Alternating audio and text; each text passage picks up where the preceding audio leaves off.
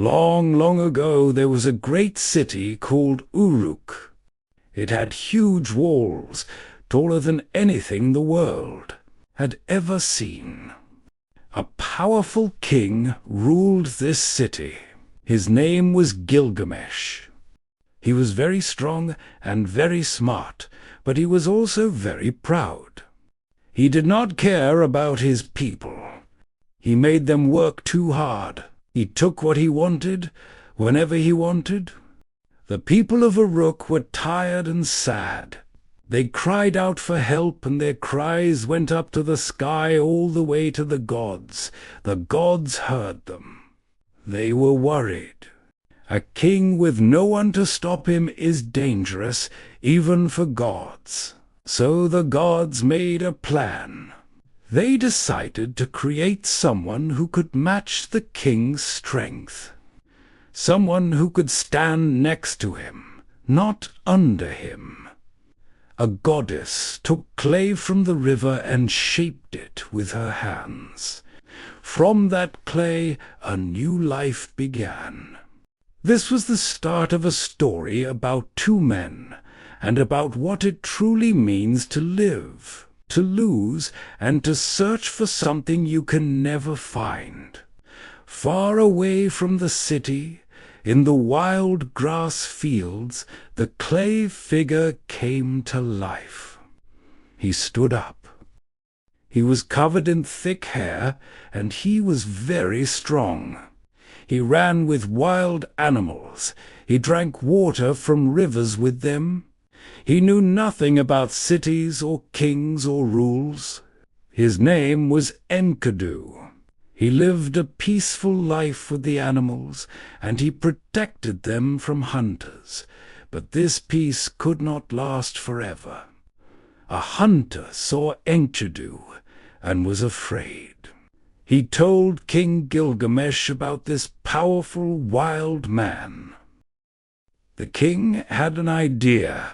He sent a woman named Shamhat to find Enkidu. She stayed with him for many days. Slowly, she taught him how humans live. She taught him about bread, about wine, about talking. When she finished, something changed. The wild animals ran away from Enkidu. He was not fully wild anymore. He felt sad about this. But Shamhat told him about the great city of Uruk, about music and feasts and a powerful king. And Enkidu felt something new inside him. He wanted to see this city. He wanted to meet this king. So he began to walk toward Uruk, not knowing this journey would change his whole life. Enkidu reached the gates of Uruk at night during a big celebration. Torches were burning bright, drums were playing loud, but something was wrong. King Gilgamesh was about to do something cruel to a young bride, something no good king should do. Enkidu could not accept this. He stood in the doorway, blocking the king's path. He was as strong as a mountain.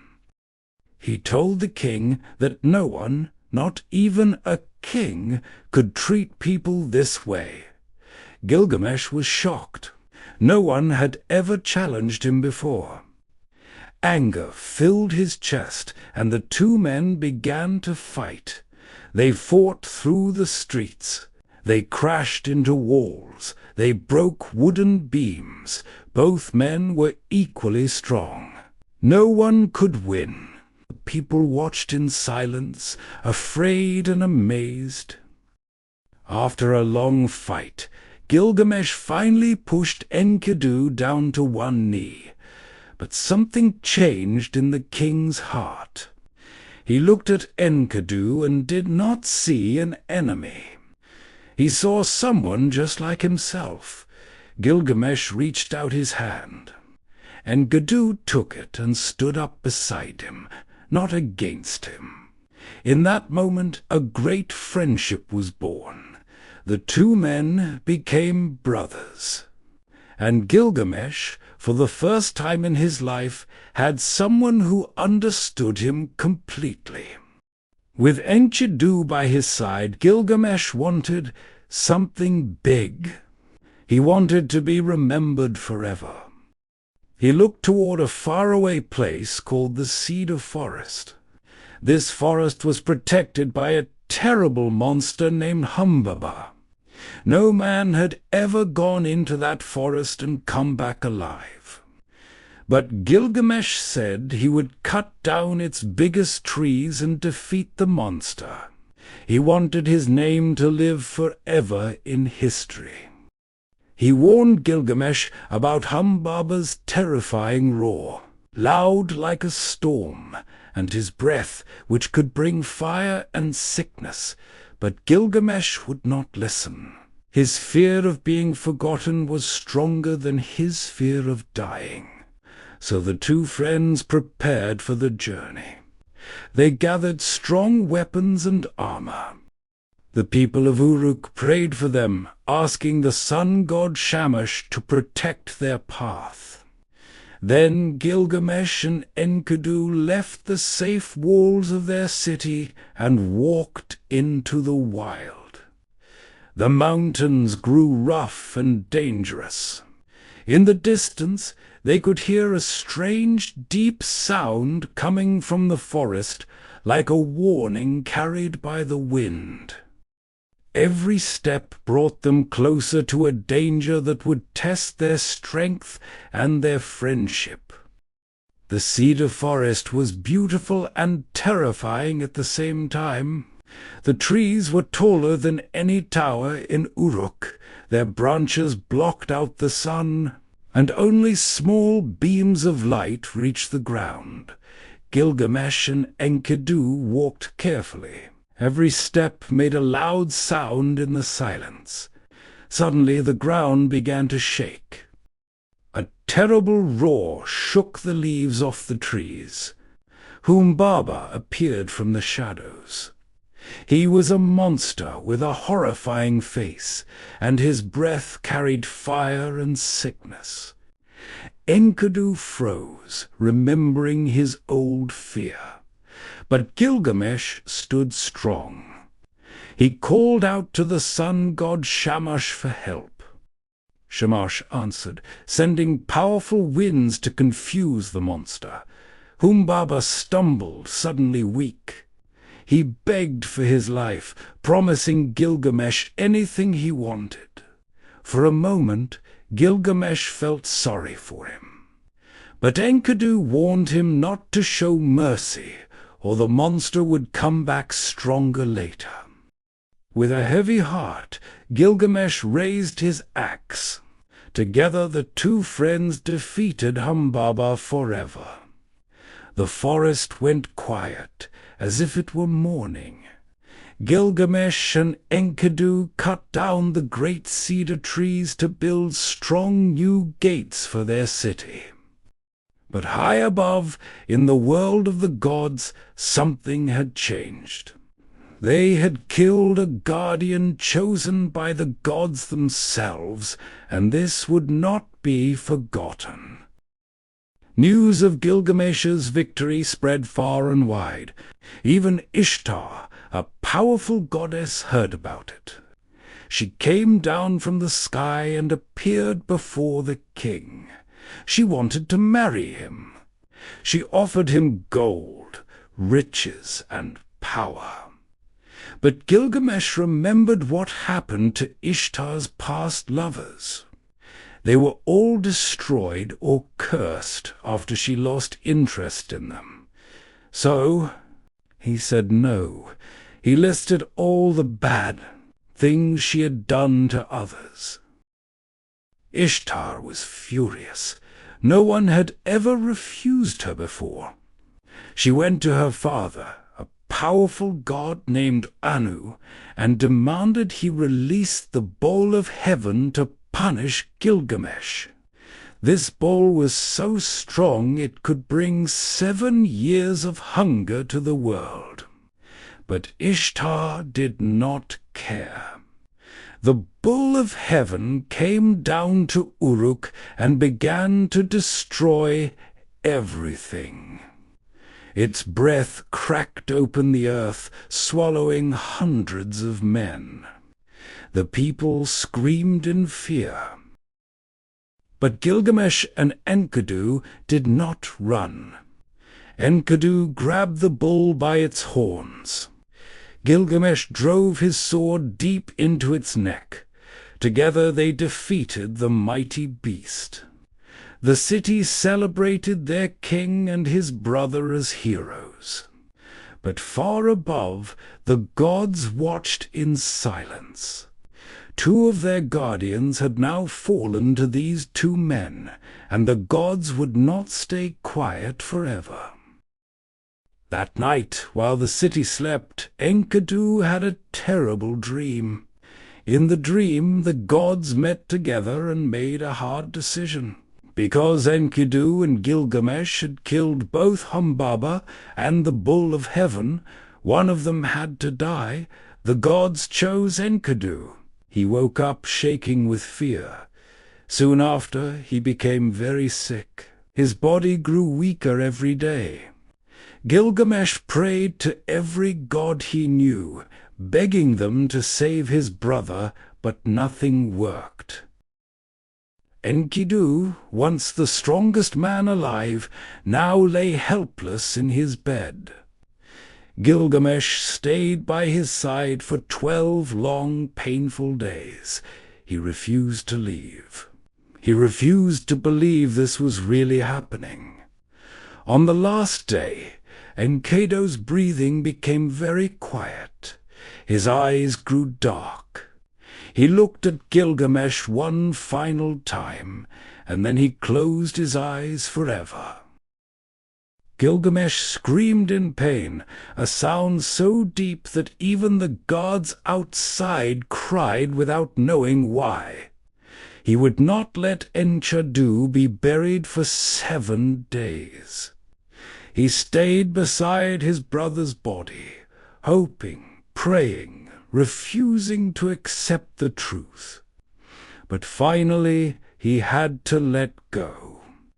And in that terrible moment, something inside Gilgamesh broke. If Enkidu, so strong and so brave, could die like this, then no one was safe, not even a king. Fear filled his heart, and he decided he would find a way to escape death. Full of sadness and fear, Gilgamesh left his throne, his golden clothes, and his comfortable palace.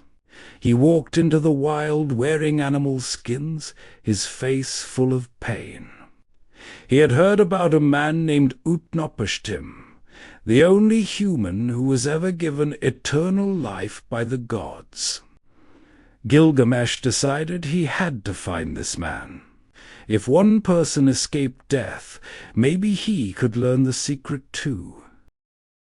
His journey led him through dangerous mountains guarded by giant scorpion creatures. They were frightening, but something in Gilgamesh's sad eyes made them let him pass. Beyond the mountains was a tunnel of complete darkness. No human had ever survived walking through it. Gilgamesh walked for 12 long hours through this darkness, guided only by hope. Finally, he came out into a beautiful, strange garden. The trees had jewels instead of fruit. There he met a wise woman named Siduri. She told him gently that searching for eternal life was pointless. She said the gods kept that gift only for themselves.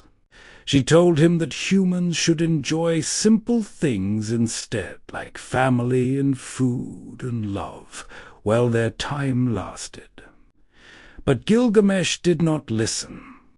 He learned about a boatman named Yoshinabi, who was the only one who could take him across the dangerous waters of death, the final barrier between him and Utnapishtim. Yoshinabe agreed to take Gilgamesh across the waters of death. This crossing was extremely dangerous. Even one drop of that water touching skin meant instant death. Gilgamesh had to cut 120 long poles, using each one only once, so his hands would never come close to the deadly water. After a long, hard journey, the boat finally reached the other side. There, Gilgamesh met Utnapishtim, an old man who did not look immortal at all. He looked simple, tired, and very human. Gilgamesh begged him to share the secret of eternal life. Utnapishtim told him a story about a great flood that the gods sent long ago to destroy everyone on earth. He alone survived by building a huge boat and saving every animal exactly as a god had told him in a dream.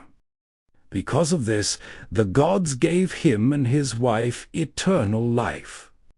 But he warned Gilgamesh that this gift was given only once, and it would never happen again for anyone else. Still, Utnapishtim gave Gilgamesh one last test. He challenged him to stay awake for 6 days and 7 nights. He said, "If you cannot even beat sleep, how can you ever beat death?" Gilgamesh agreed with confidence. He sat down to prove himself, but within moments he fell into a deep sleep, defeated not by monsters but by his own human body. When Gilgamesh woke up, he felt ashamed of his failure. But Utnapishtim's wife felt sorry for him. She asked her husband to share one more secret before sending the tired king home. Deep under the water near the shore grew a special plant. This plant could not give eternal life, but it could make someone young again. Gilgamesh, desperate for any hope to bring home, tied heavy stones to his feet and dove into the deep water. He grabbed the plant, even though its thorns hurt his hands, and he rose back to the surface with something precious. He decided not to eat it right away. Instead, he wanted to bring it back to Uruk and share it with his people as a gift after leaving them for so long. On his way home, tired from his impossible journey, Gilgamesh stopped to bathe in a cool pool of water. He placed the plant on the grass beside him, but while he was not watching, a snake slid silently out of the water. It grabbed the plant in its mouth and disappeared, shedding its old skin as it left, taking the new life for itself. Gilgamesh fell to his knees and cried. He cried not just for the plant, but for the whole long journey that led to nothing. He finally understood that eternal life had never truly been his to find, and slowly through his tears something inside him began to change. Gilgamesh returned to Uruk, but not as a hero holding eternal life. He came back as a humble king carrying something even more valuable: wisdom. As he walked toward the great walls of his city, walls he had once built out of pride, he looked at them with new eyes. He no longer saw just stone and brick. He saw something that would live on long after he was gone. He understood finally that living forever was never about escaping death. It was about building something meaningful, something people would remember. The true wisdom he brought home was simple. Every human life has limits. But real greatness is not about avoiding those limits. It is about how fully you live within them, loving deeply, building bravely, and treating others fairly, something he had failed to do before. He returned to his throne a changed man. He ruled with kindness and wisdom, always remembering the brother he lost and everything that loss had taught him. The great walls of Uruk stood strong for many, many years. Later, the whole story was carved into clay tablets, so that thousands of years later, people all over the world could still read it. And that is why the story of Gilgamesh is still told today, not as a story about a king who escaped death, but as a story about a man who finally learned what it truly means to be alive.